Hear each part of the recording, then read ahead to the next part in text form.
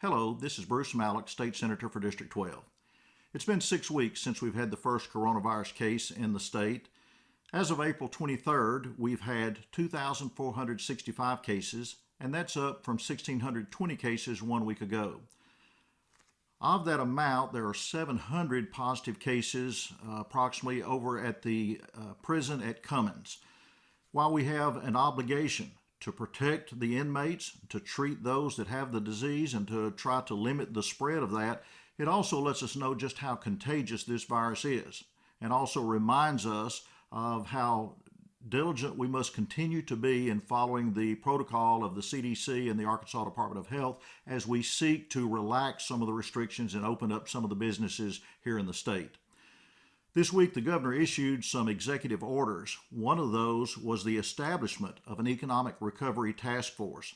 This is made up of individuals from across the state, different industry groups, to make recommendations with respect to the time and the manner in which we can start opening some of our businesses. He also established a COVID-19 testing advisory group.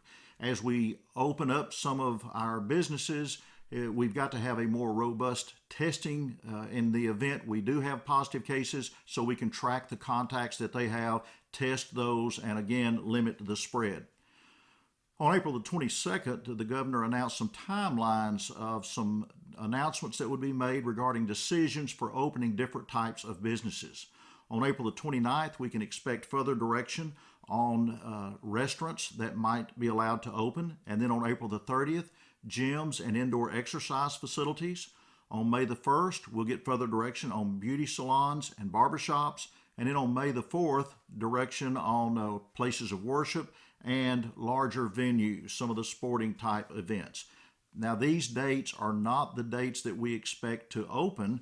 It's the dates that we have as a target for more information, setting the timeline, and hoping that we can start that process on May the 4th if all goes well. One of the real joys of serving as a state senator is being able to help people, and I've certainly had the opportunity to do that in the midst of this coronavirus.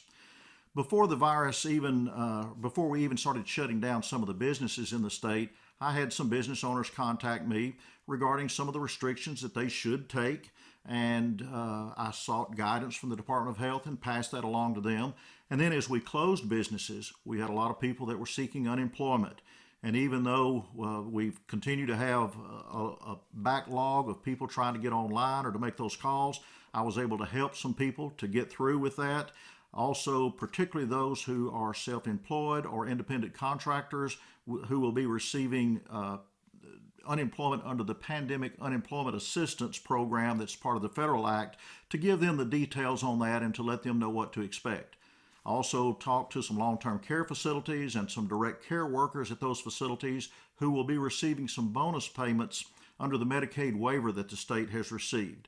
At the same time, while those workers are receiving some bonus payments, there are others that work in hospitals or EMS professionals who were not covered by the Medicaid waiver, and I've sent emails and made direct contacts to people that are serving on the oversight committee for some of the federal relief money that has come to the state to also try to cover some of those workers. And now, as we're hoping to open up some businesses, I've been contacted by people asking for direction. I've been real pleased that all the people are anxious to open, but at the same time, they're anxious to follow the restrictions that will still be in place.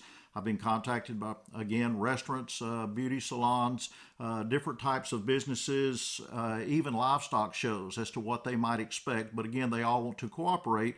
And I certainly don't know all the answers, but I can contact the health department, I can contact the governor's office, and get as much direction as I can from them and pass it along.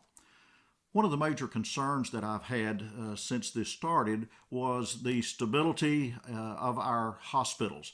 I have 4 hospitals in my Senate district that serve my Senate district: Magnolia, Camden, Fordyce, and Arkadelphia.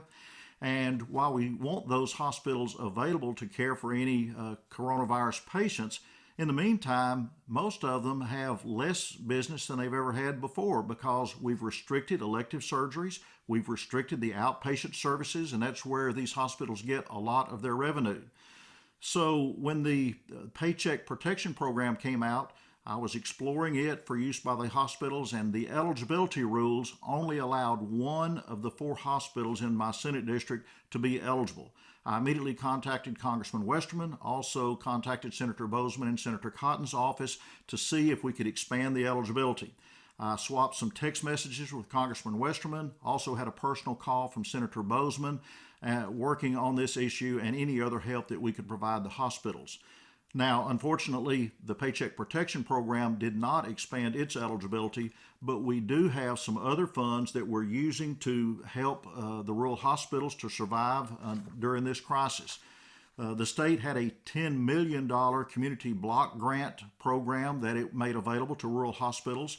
27 of our hospitals in the state participated in this. The hospitals in my district received anywhere from $250,000 up to $500,000, and that is some help. Also, the relief package that was just passed by Congress included $75 billion for hospitals. I do not know all of the details on that, but I will certainly be fighting for our hospitals in the state, particularly our rural hospitals, to get some of those funds that they lost out on the revenue while they were staying available to serve any coronavirus patients that might show up.